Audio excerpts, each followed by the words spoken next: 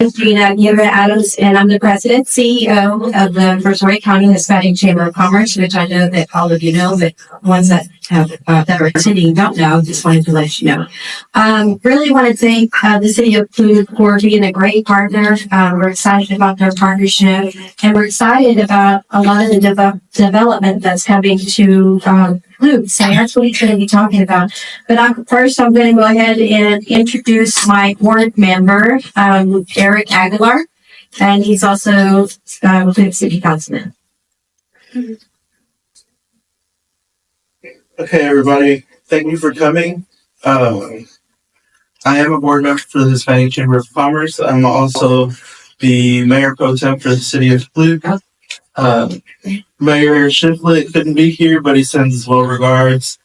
I want to thank everybody for coming. We like to do these to inform the community, our business members, and everyone surrounding, since we're such a trifecta of cities. So today we have some updates on our livable center study, but I do want to introduce some of our staff and other council members that are here. First, we have Mr. Joe Lopez, who's a council member for Ward D, which is the College Park area. And we have our city manager here, Mr. CJ Snipes. We also have our building code official, Mr. Jerry. We also have Will Blackstock, who's our many hats here in the city. The Parks Director, Emergency Management. We also have our police back here. Thank you all for coming and taking the time. We have our police chief, fire marshal, Mr. Upton, our main fire marshal. Thank you all for being here and showing support for everything that we do. And then, without further ado, do we want to get started on the presentation?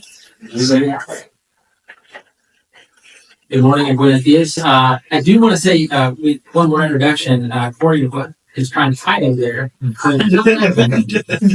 She has replaced our long-term finance manager, Ms. Chris Knox. And so she's been with us now for 5 months.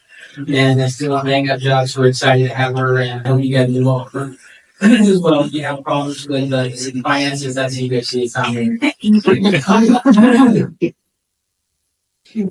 It is a joint program between TechStop in the city and the HVAC area council.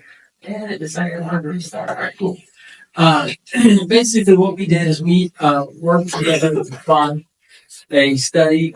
We had a group of urban planners and architects, and then we had our demographics firm named Gap Strategies that does economic development, strategic development studies, come in and help us pull together a plan for what we want Clute to be. But we did so, it's not just about us. What we want is what Clute wants.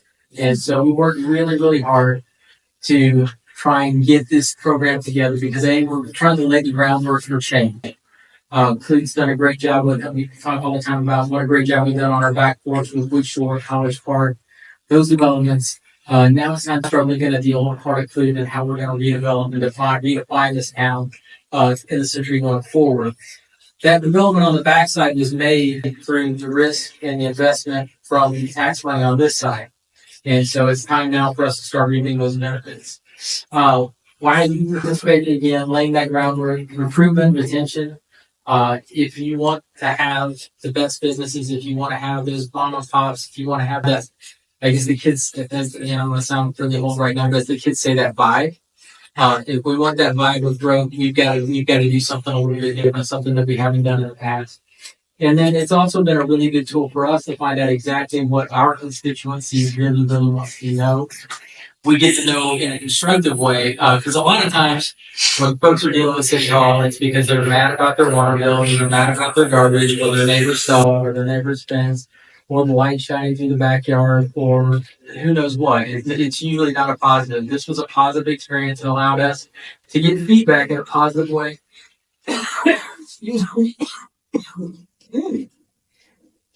Like I said, I could really joked up about it. So, we were very excited to participate in it. And so we involved a group of core stakeholders from the business owners. Gina participated. We had Chamber of Commerce folks, economic development, educational folks. And then we were blessed. We really, Gap Strategies did a great job of getting the word out and making it accessible. We did a lot of fun events at the Halloween event 2 years ago or even before last. They dressed up in costumes and handed out flyers and QR codes in English and in Spanish. So we made sure we engaged the entire population. And normally, when you do these master plans or these kinds of studies, you might get 2 or 3% of interest. We got 10, actually more than 10, and so we were very excited about that. And then the whole mantra the whole time has been, we've got our ideas about what we want, but we really need to listen to what the folks are telling us when they do this study. And so, we have a webpage. It's still up. You can go check it out and you can see the results. But we have an estimated population of about 13.5 based on water accounts and garbage accounts right now. We have 1,521 responses to that webpage. And we found that was really, really remarkable. That's a huge sample size for a community, matching our demographics. So we were very, very excited about that. For reference on our parks master plan, I think we had, 2%? Much lower. Okay. So we might have had 2 or 3 responses. It wasn't very high. So, we're excited anytime we get that kind of positive feedback or that kind of feedback from you. And so, right now we have basically 2 Clutes. You got the Clute on the other side of Brazoria, and you got the older Clute over here. These redeveloping in fits and starts. We've got aging infrastructure and aging housing stock. In terms of our infrastructure, most of the water lines, sewer lines in the ground right now were put in the 50s and the 60s. RCP, which is what we call a reinforced concrete pipe, which is what most of that is, has a lifespan of 50 years. And so we're well past that. And if you think about the line collapse in front of Lone Chicago a couple of years ago, where we had to pick up 150 linear feet of sewer line, it just collapsed right in the street, the street out with it. We've got to start replacing those things. And so, again, here's our new football included. So our focus area, and I will be the first to admit I had a huge mistake here because I thought we had to limit it to a certain small segment. But the reality is we could have done the whole town. But that segment in green is what we focused on. That urban core, that part of town along Main Street, centering on Shanks Lake and also Plantation Drive.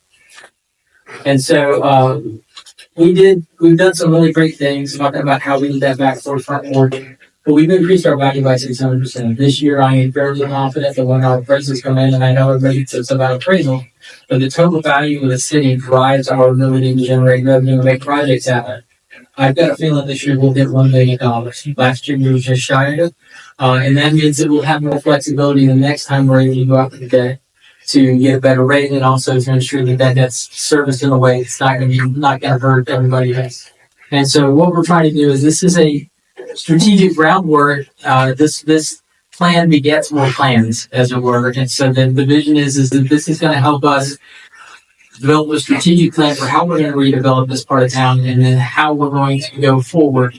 The next, and I'll get into the next 7 forward. I don't want to steal all of thunder from the fireworks line because it's huge. There's a usable number of fireworks on top of it. We will be using this to store more plans like strategic economic development plan, subdivision, or the revamp of our subdivision and zoning ordinance, those kind of things. And this is the first step in that process. And so one of the things we did early on, and that is kind of an urban core or a center where everybody gathers. I mean, we have those 4 which, if you take a look at the numbers, drives so much business in this community. But there's really no place in Clute. There's no downtown. There's no definable. You drive through Clute and it's a shopping center here and a shopping center there. And there's no real coalescing point or urban core. And so one of our ideas was we really want to have a community core where everybody can be together and it will draw folks in. If you think about what Lake Jackson's done with their downtown, everybody wants to go down there. Everybody wants to go eat. Everyone wants to go have a good time. That's the same type of vibe we want to have, not necessarily in the same way. We're going to be Clute, they're Lake Jackson. We think we have some advantages. We know they have some advantages. And so when we talk about El Toro in that corner, if you take a look today, we've got that really bizarre intersection with that fun little triangular non-park park.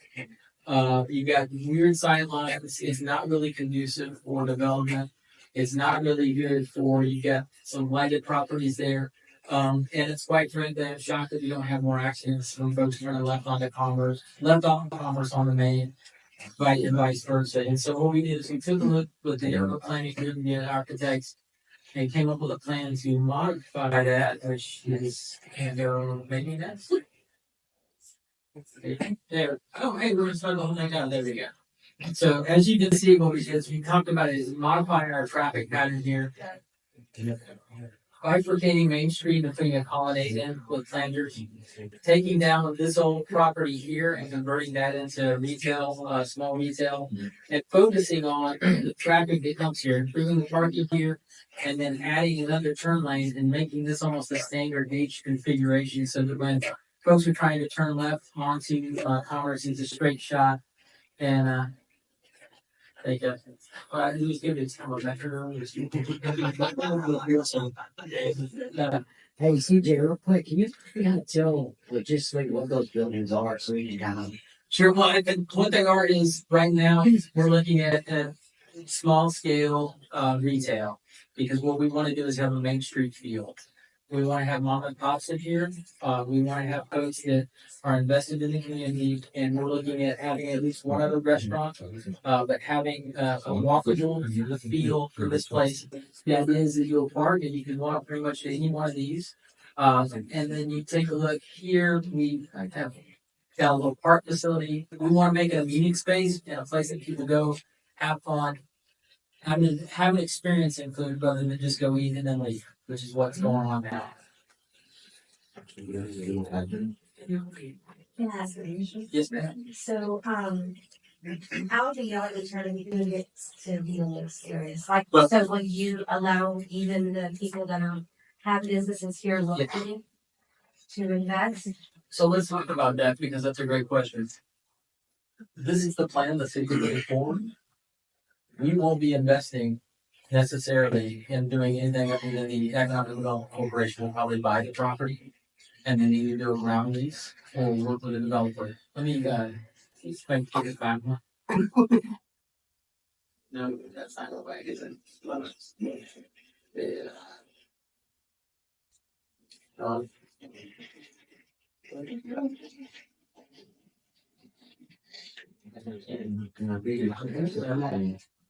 That's next. Easy back.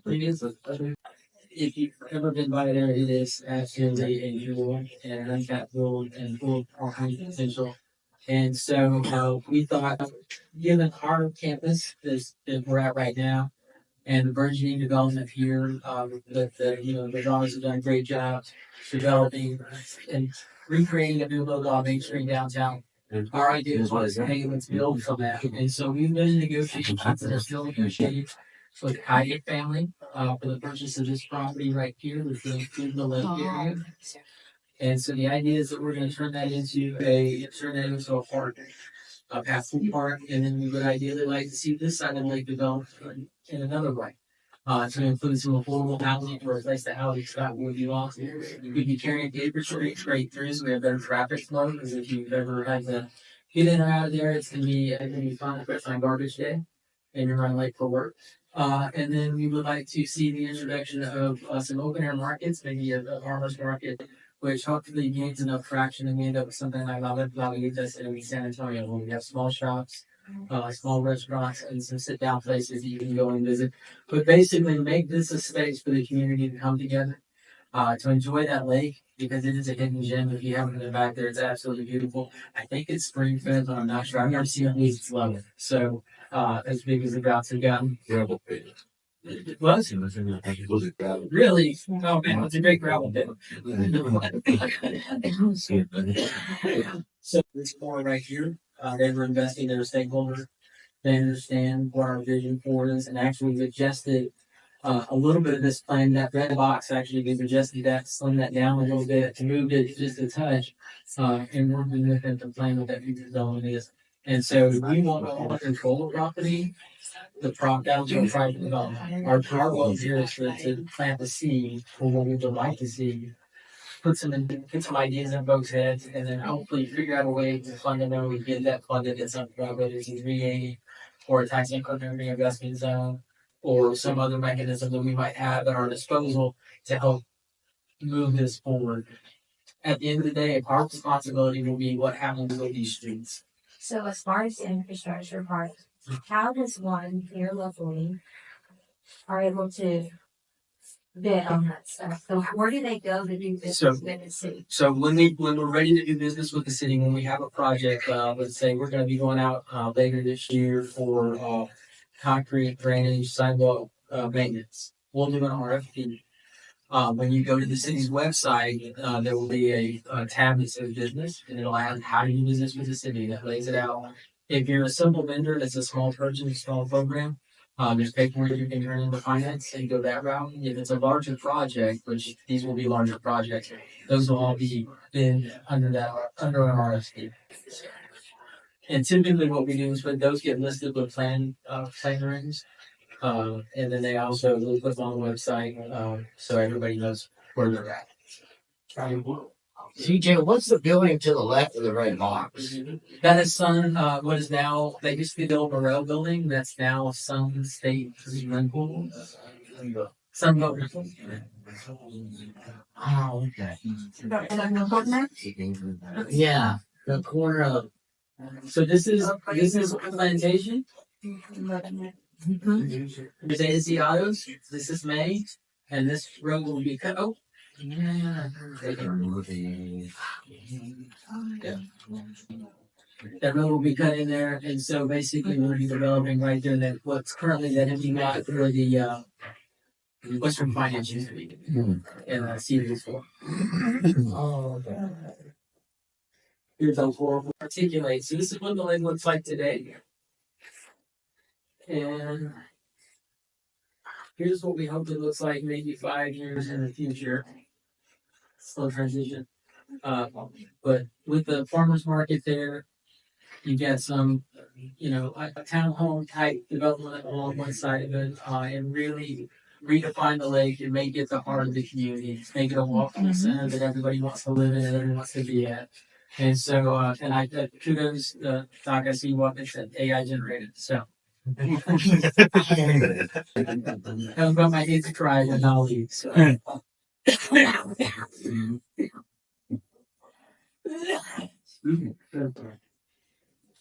So yes, we'll talk about connectivity, and the placemaking is cool, and everybody goes, "Wow!" and thinks it's awesome. And it is. It's very awesome.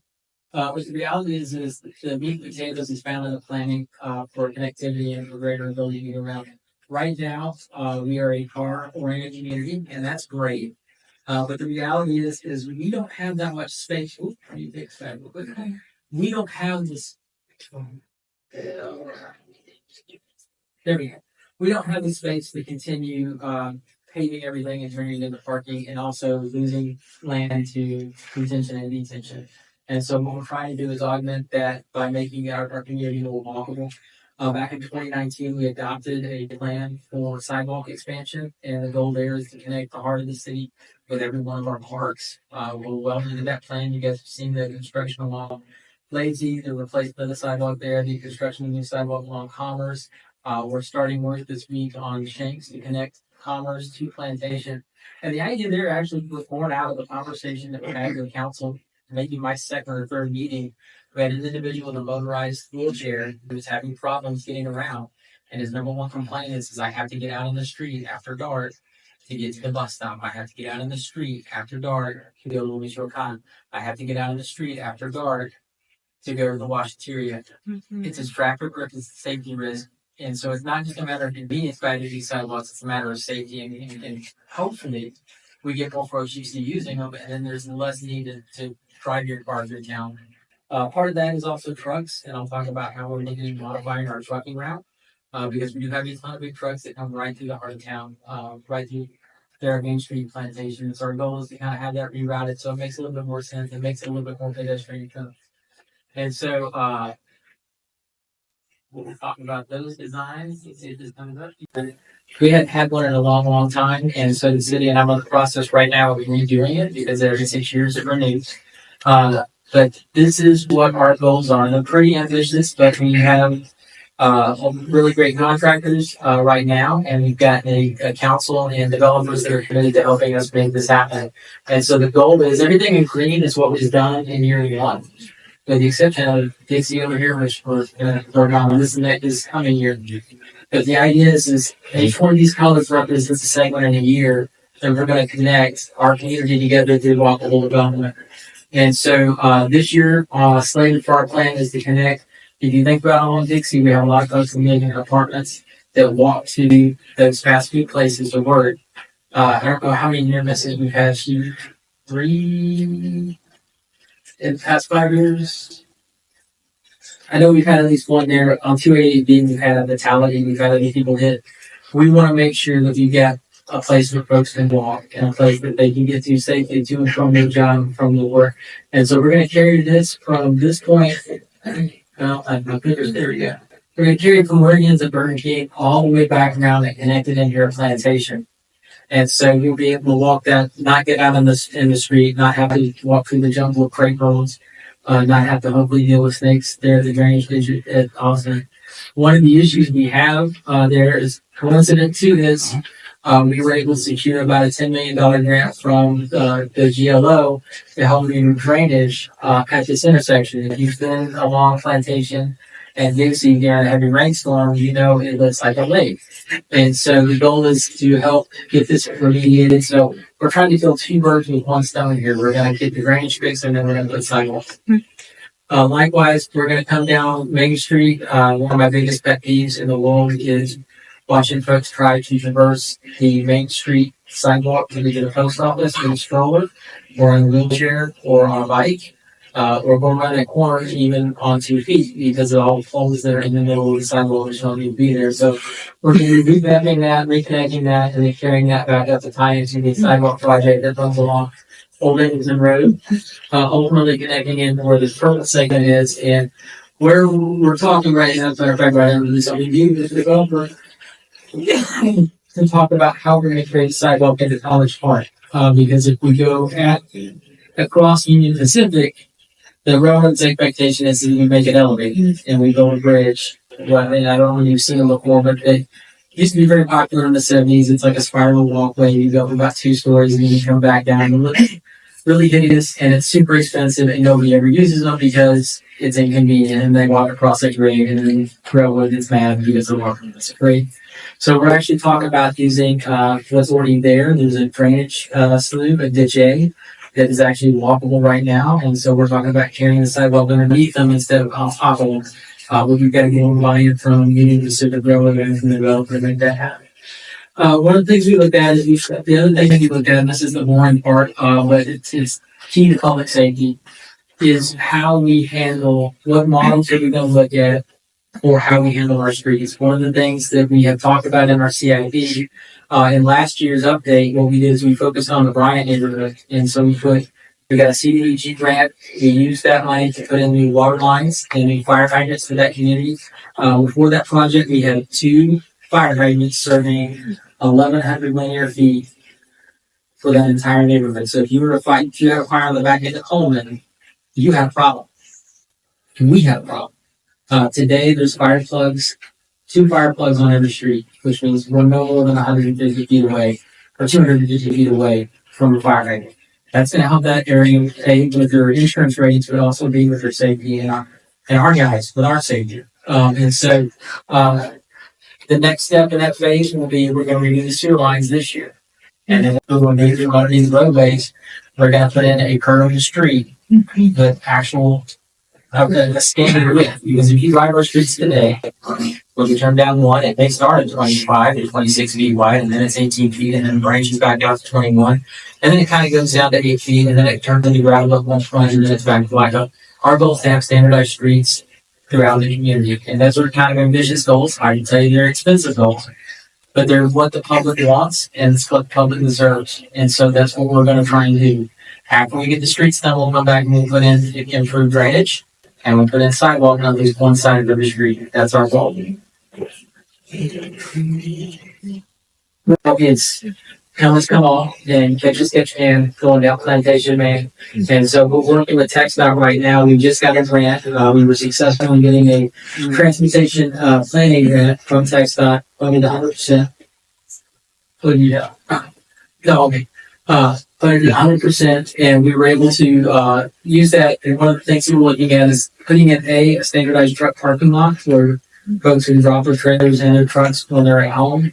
But B, also rerouting and designating the flow through for truck traffic, so it's not somebody trying to turn left off of Main or right off of Main. They know they have to go right and come around if they're going to Commerce, go down Commerce instead of coming down Plantation sometimes.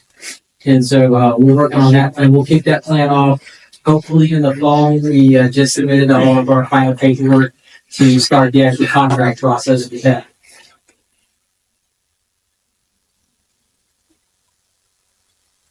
And so back in March, they adopted the plan. The EDC hopefully will complete the purchase of the property around the lake within the next 60 days. We kind of hit a little hiccup, and we'll have to go back to them next week. There's always fine tuning in a real estate contract, a real estate transaction, and that's what we're in the middle of right now. And so we're hoping to get those done. And then we're going to start our TxDOT transportation grant. Again, we were able to parlay TxDOT. I looked at that. I didn't show. On 288B, running from the bridge at Oyster Creek south, and also 332 frontage. Because right now, if you go and stay in a hotel, you've got to hop back in your car to get back to where it is you want to go to eat. And the idea here will be that we are able to get in, instead of getting back in your car and driving, you can walk somewhere. We also recently completed the purchase of the EDC and the city pulled their money, and we got the old fruit stand. And everybody's like, "Why did you buy that?" It's not for regular fruit stand. And the idea is we're actually going to turn Dulce Street through, so that we open that area for development, but B, you have it on the block that folks can get there and they don't have to get back on the they don't have to try and figure out how to do that. They can turn right and go down, literally cut through there and get back on the plantation and save some time. And of course, that will also go have sidewalks. So the next steps, so those are the easy parts. The heavy lift is going to be coming when we talk about our plan of finance.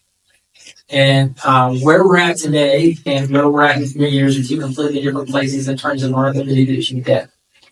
Cities have what are called debt caps or debt capacity. That's analyzed by a bunch of really folks much smarter than I am in New York and San Antonio and Austin. And they figure out exactly what we're able to do in terms of debt, how to structure it so it has as minimal impact on our taxpayers as possible. Right now, we are a little over leveraged. We got really aggressive with some projects about 15 to 20 years ago, and they paid huge dividends for us. If you think about all the growth that we've seen on the north side, that is that money. And you think about the fire station. You think about the work that we've done at the parks, this building.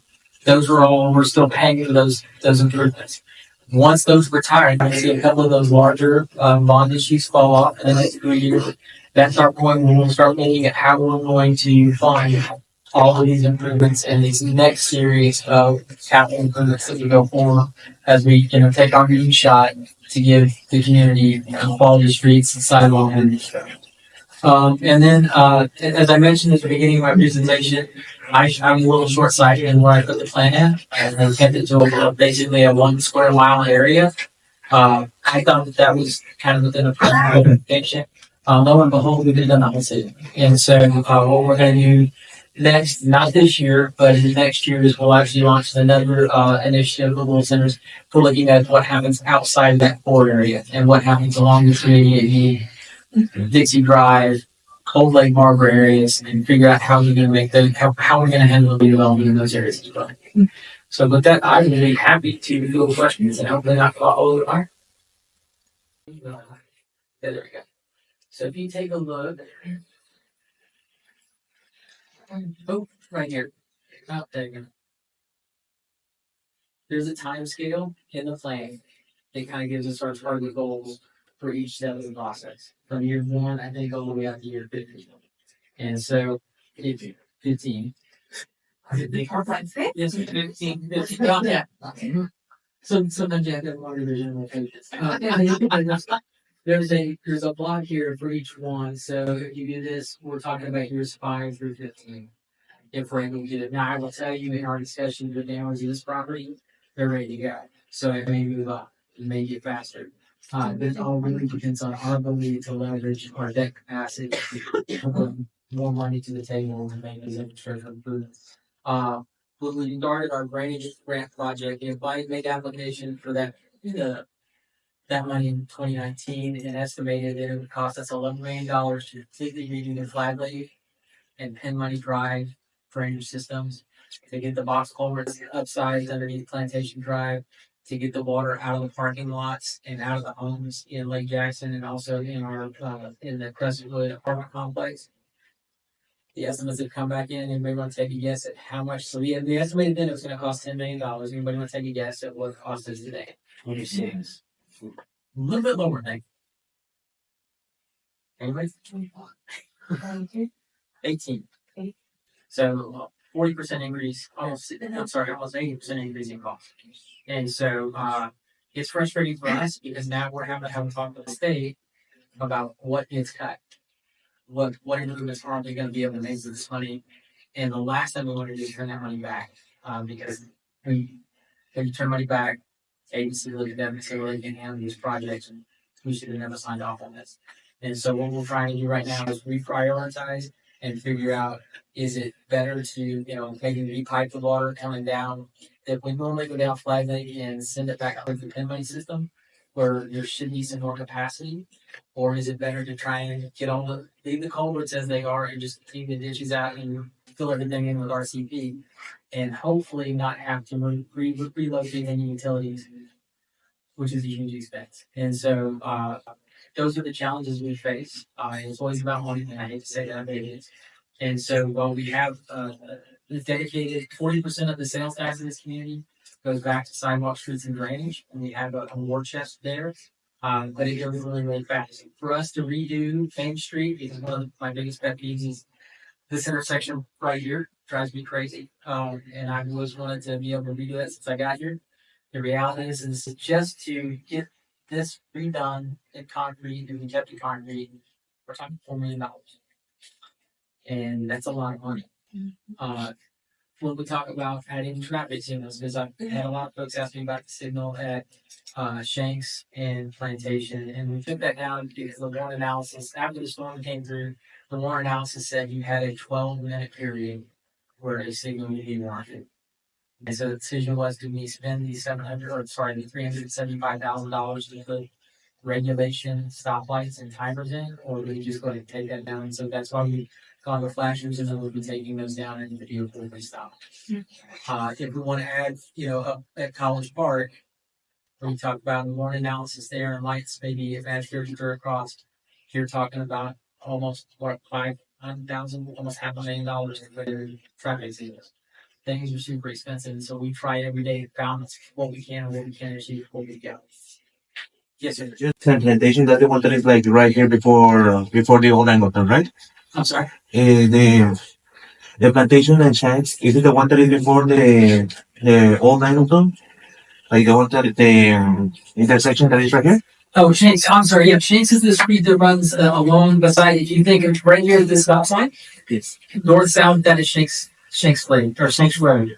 Okay. Yeah. And would it be better to use like two stop signs on the Shanks instead of like the four-way? But the warrant analysis actually called for 4 stop signs. So when the engineer took a look at it, the traffic count was high enough to warrant 4-way stop, but not high enough to warrant an actual signal. Oh. So we have a group, AGS handles our traffic studies for us, and they came to that determination.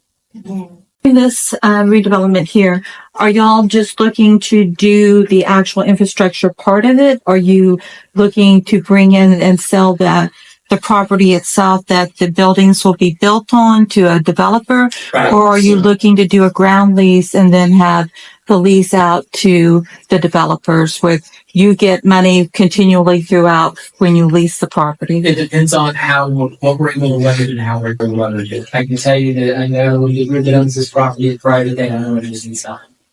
I know that this property is for sale right here, and it's got some environmental challenges on it, and the price tag is astronomical. And so what we hope to do is to work with private, make it a full public-private partnership where we incentivize the development by taking care of the infrastructure, and somebody comes and builds in partnership with us to our standard. Now, at the lake property, if the EDC ends up owning all of that, it'll be a ground lease situation. But the idea is here that we're going to use our tax dollars as seed money to generate more tax dollars. Long term, you take a look, what we were able to do at Clute, we invested, I think the city's total investment was $7.4 million in infrastructure, and it's almost $300 million tonight.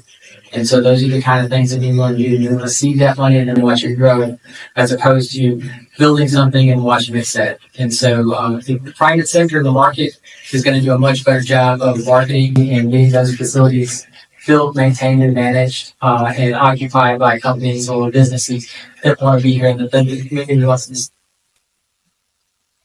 All the items, not so much like solid in conjunction with the different Indies that please grants.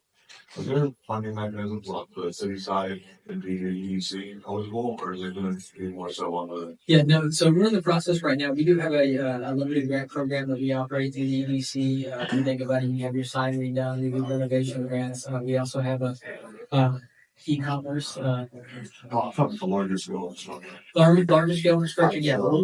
Typically, what we will do is we'll enter into, if it's going to be a larger project, let's say you want to build a plant or a large housing structure, we would go into a 380 or tax increment agreement where the EDC would finance part of the infrastructure, and then we'd repay that and get an increase that value. So yes, we have that ability in that area.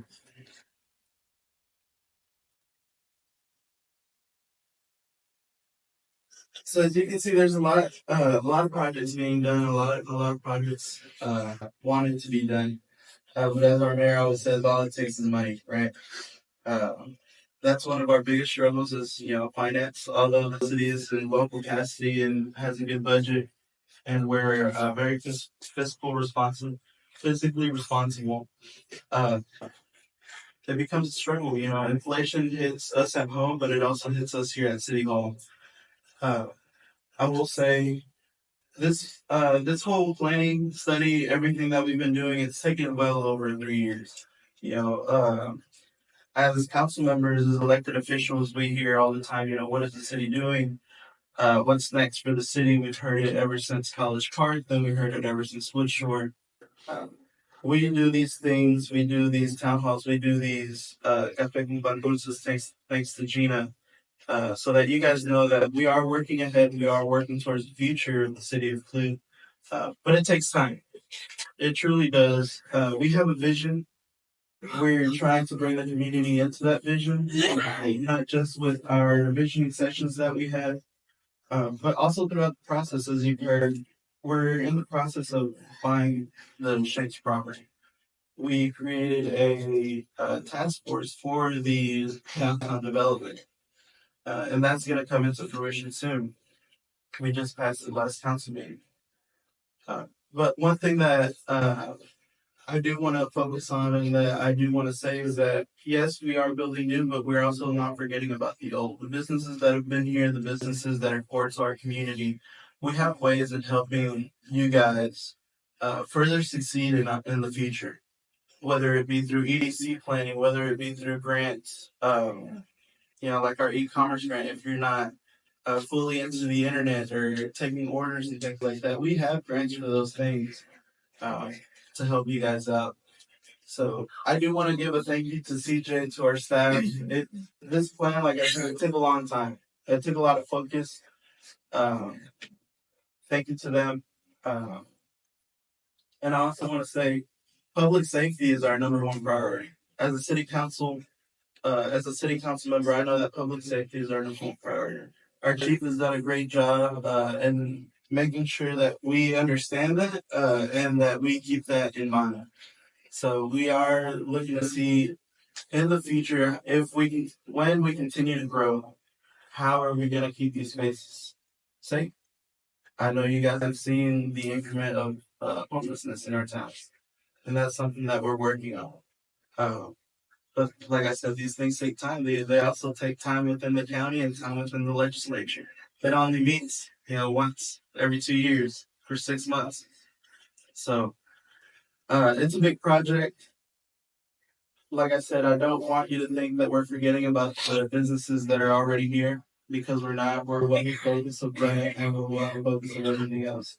So, like I said, if there is any more questions, if not, we'll turn it back to Gina so that we can go ahead and finish. I know you guys have somewhere to be.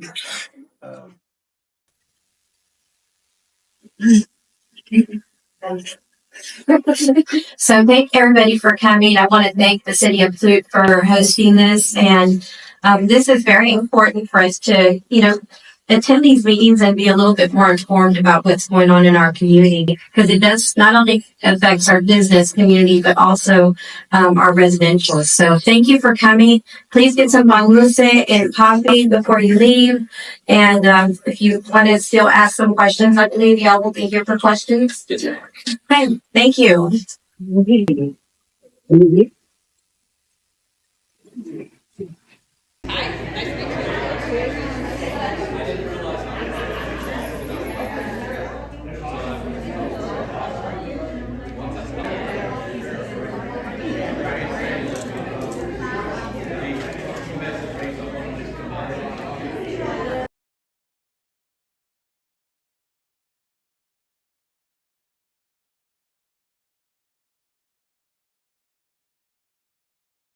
Ladies and gentlemen,